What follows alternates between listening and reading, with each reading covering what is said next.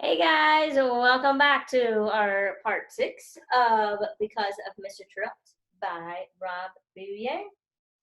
And when we left off, we had an incident happen outside when they were doing their counting the grass math game. And we learned that Peter hit Alexia with the cardboard frisbee that they were using to find their estimate of blades of grass. So a few other events have been happening, a whole lot of girl drama, and we're going to pick up here. It's November, it's Snow Hill School in Connecticut, and so it kind of sets the scene. We can imagine what that might look like in Connecticut. It gets really cold. And we're picking up with Jessica. So mind ourselves who Jessica is. If you're keeping notes at home, kudos. And go ahead and get those out. Get into your comfy spot. And let's dig back in. Jessica. Now remember how she writes. Act 3, Scene 1. Things weren't going well. I had betrayed Alexia by being nice to Danielle, thinking that this was what Belle Teal would have done. And then Danielle suddenly turned on me without warning. I knew Alexia was behind it. I was alone, except for the friends I had in my books, like Belle and Anna. In November, Mr. Terupt introduced us to a book that the whole class would be reading, The Summer of the Swans by Betsy Byers. I had never read this one, or anything by Miss Byers for that matter. This book won the Newbery Medal back in 1971, Mr. Terupt said. He held the book up. It's not full of action, like you guys tend to think of action, but it is a beautifully written book that's going to give us an awful lot to think about, learn from, and maybe even change because of it. I straightened up. I was excited. Peter moaned. As for Alexia, well, she was somewhere in La La Land. The boys made faces and the girls exchanged glances. Then Mr. Terupt went a step further. We're not just going to read this book, he said. We're going to do an activity with it. An ongoing activity. More like an experience. Now even Alexia was listening, back from outer space. What kind of activity? Peter demanded. Not some sort of stupid book project, I hope. I hate those. No, no project. I really don't like those things either, Mr. Terupt said. What did he have in mind? I wondered. You're going to make us dress up as a character, aren't you? Alexia said. Oh, I love doing that. Get real, Peter said. Will you guys be quiet and let Terupt finish? Jeffrey said. That worked. No more interruptions. And Mr. Terupt continued.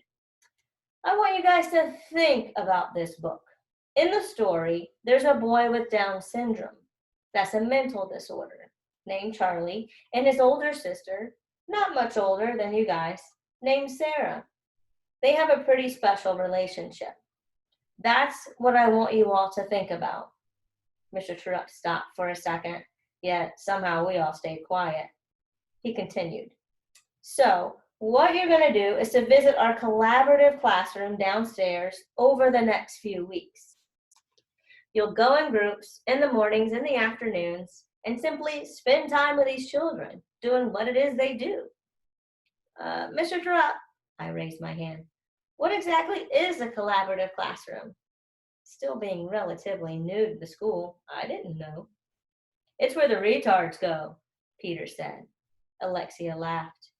I hope you'll answer that question a little differently after this experience, Peter, Mr. Terupt said, his tone very serious. Peter didn't say another word. It's a classroom for children with a range of special needs, Jessica, Mr. Terupt continued. Some of you are probably a little nervous or even scared. That's why you'll go in groups. I hope you'll feel differently afterward, too. Act 3, Scene 2. My group consisted of Anna and Jeffrey. I still hadn't quite figured Jeffrey out. On the other hand, I'd been eating lunch with Anna ever since being ostracized by Alexia and her clan. Danielle was back in, I was out. But I didn't want back in. I much preferred my time with Anna. She's quiet, but she's a lot smarter than everyone thinks. She's the only girl smart enough to stay out of Alexia's nonsense. Her mom's advice, she told me. We haven't talked about her mom or any of the stuff I learned from Danielle. And I haven't told her anything about me either. For now, we've kept our secrets, and that's okay. I like Anna. She'd make a great friend to a character in a book or in one of Dad's plays. I know she's going to be a great friend of mine. We were very quiet on our first trip downstairs. Not one of us uttered a single word. My hands longed to hold a book, but I hadn't brought one, so I bit at my fingernails and cuticles instead. It's funny how when you're anxious to get somewhere, the journey seems to take forever. And when you're not too anxious, the journey's over in no time. My journey from California lasted about as long as a ride on the Viper roller coaster, and our journey to the collaborative classroom took no time at all either. When we arrived, it was clear the teacher was expecting us. "Hi, guys," she said. "Welcome to our collaborative classroom. I'm Miss Kelsey." We introduced ourselves and then led us inside. "This is Joey." Miss Kelsey pointed to a little boy with boogers all over his face. "Can you say hi to our friends, Joey?" Miss Kelsey asked. Joey waved in our direction. A gigantic smile stretched across his face. "And this is James over here," Miss Kelsey said, pointing to a different boy. James looked pretty normal to me. He didn't say hi to us, though. He didn't even look at us. "This is Emily over here." The little girl Miss Kelsey pointed to was very cute. She had drool all over her face and hands and arms, and she moaned a lot. A different teacher used sign language as she tried to communicate with Emily. The teacher struggled to maintain eye contact with her. She told Emily to say hi. "That's Miss Warner helping Emily right now." Emily tried to say hi to us, but I could tell she wasn't particularly good at talking. There were a few other children in the room, and Miss Kelsey eventually introduced us to all of them. I became distracted at this point because Jeffrey had walked over to Joey and started playing the game Memory with him. I couldn't believe it. I heard him say, "That's a great job, Joey. You're really smart." And Joey smiled. Anna and I were on our way out with Miss Kelsey and James and Emily to help them do their jobs. Before we left the room, I saw Joey giving Jeffrey a big hug. Act 3, Scene 3. Jobs turned out to be the sorting of the plastic forks, spoons, straws, and napkins for the cafeteria. Miss Kelsey poured the utensils on the table, and James said, 712. I looked at Anna, puzzled. "What do you mean, James?" I asked. 712, he said again, looking down at the table. "Does he always say 712? I asked. I figured he was yelling out random numbers. "No, James is telling us that there are 712 utensils on the table," Miss Kelsey said. 712 utensils on the table, James repeated, this time looking at Anna and me and swaying a little as he stood. "Great job, James!" Miss Kelsey sounded so excited. "You looked at our friends when you said that." "Miss Kelsey, do you mean James is right?" Anna asked. "Are there really 712? Is it the same amount every day or something?" "Well, I haven't actually counted them to double check, and no, it's not always 712. But James has never been wrong before," Miss Kelsey said. Anna and I exchanged astonished looks. I was confused. James had done this amazing counting, but Miss Kelsey seemed more excited that he had looked at me. I wanted to ask questions, but decided to wait. I didn't know if asking was appropriate. We finished up the jobs and walked back to get Jeffrey. Act 3, Scene 4. Jeffrey was still playing with Joey, as well as a couple of other kids now. He was helping them paint. "Jeffrey," I said. He looked up. "We have to go back now." "Oh, okay." His shoulders slumped. He turned to the kids. "I gotta go, guys. I'll be back soon." Then it was hug time again. We thanked Miss Kelsey and headed back upstairs. We didn't talk on the way through the halls. I think we each had too many thoughts in our brains. By the time we reached our classroom, Jeffrey was grumpy Jeffrey again. Our very own Dr. Jekyll and Mr. Hyde, I thought. So, if you don't know the story of Dr. Jekyll and Mr. Hyde, it's that person who has two different sides and they're trying to figure him out. So, here they're trying to figure out the same thing. Jeffrey, he got excited when Mr. Terupt, stood up to them, to the fire marshal. And here's the only other time where he's been excited about something, and it was in that collaborative classroom. So, that tells us something too. And I'm going to definitely add that to my notes. If you're keeping notes, hopefully, jotted that down too. And the student who particularly, he was Joey. Readers have to dig back in, make sure they have proof of their evidence. Excited to play games with Joey?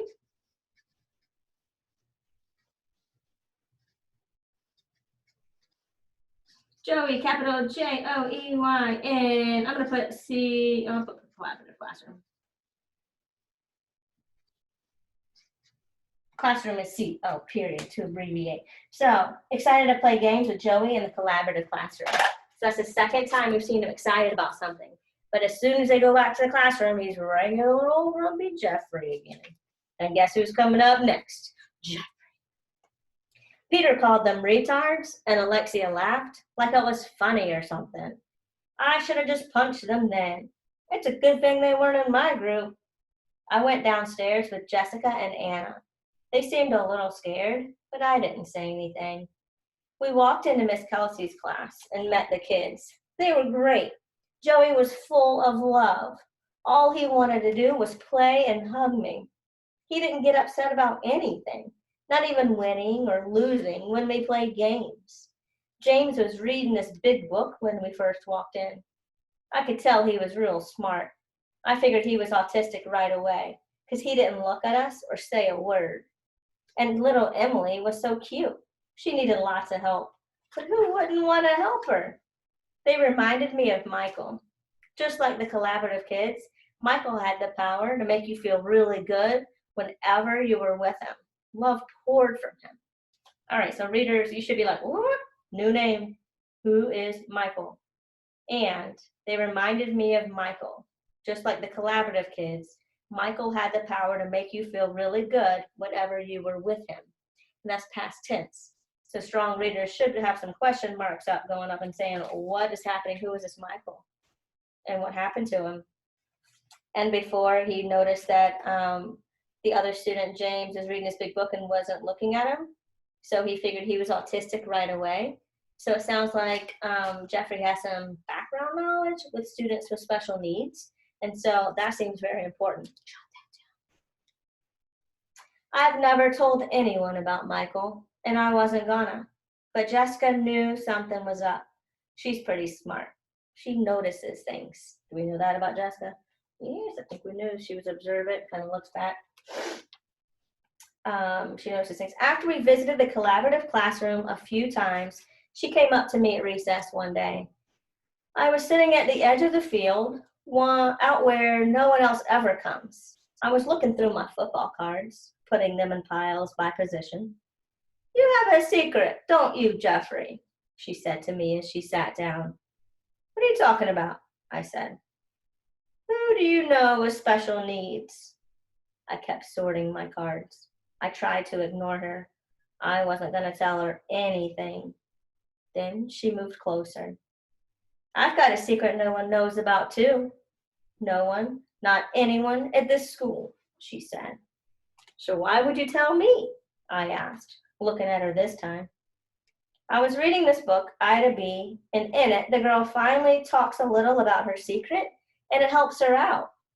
You're always reading, I said.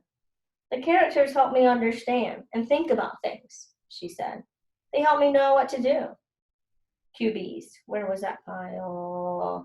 Is that why you handle Alexia differently than any other girls? I said. I guess so. Well, you can tell me your secret. I'm listening. Can I look at some of those cards while I talk? She reached for my running back pile.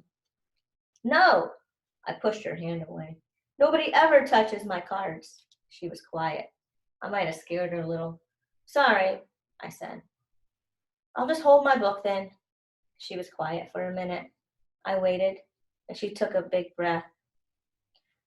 My dad didn't come to Connecticut with us, she said. He directs plays and found a girlfriend at his work, a beautiful actress from one of his productions. My mom decided we needed to get away from California and my father. So here we are. I kept sorting my cards, but I was listening, and Jessica knew I was. After a few seconds, she kept talking. She had more to get off her chest. I didn't want to come, but my mom told me I had no choice. Boy, was I ever angry with her. Angry like I've never been before. I figured my dad was dumping her, not me, so why did I have to leave too? Silly, right? I could never live without my mom. I stayed busy with my cards because I didn't know what else to do. I didn't want to ruin it for Jessica. She had a lot to tell, so I stayed quiet. It's a good example of habit 5. Seek first to understand, guys. Sometimes you just gotta listen. What I didn't know at the time was that my dad wasn't only dumping my mom, he was dumping me too. The last time I talked to him was back in the beginning of school year. He phoned to talk to me, but he hasn't even called since. I knew what it was like to have a parent that didn't talk to you. I had two, but I didn't know what to say, so I said nothing. Then recess ended. All right, hold up. I'm going to reread that. You catch that? It's very important. I knew what it was like to have a parent that didn't talk to you. I had too, but I didn't know what to say, so I said nothing. Then recess ended. All right, so here we're learning a whole lot about both of them. And we already knew some of this about Anna, but she's also opening up about it. So, client doesn't want to be noticed. No, I'm so sorry about Jessica. Jessica's the one that was opened up. I'm so sorry. Aren't you glad we have our notes? It keeps our head organized. Okay, so dad writes plays, become friendly. Boy. All right. So I'm going to say dad doesn't talk to her anymore.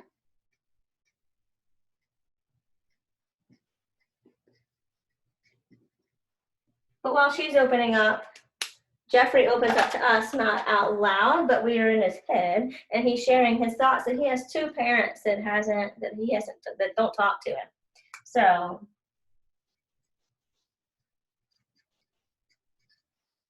and we also still have a big old question mark about Michael.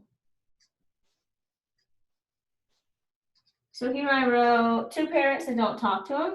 And again, when I have a question, I'm just going to write it with a question mark because strong readers write down their questions. And as we're reading, if they get answered, we can come back and answer them. All right, I'm going to read one more and then we're going to stop for today because this is Anna. I was pretty scared when Mr. Terupt first told us about going into the collaborative classroom.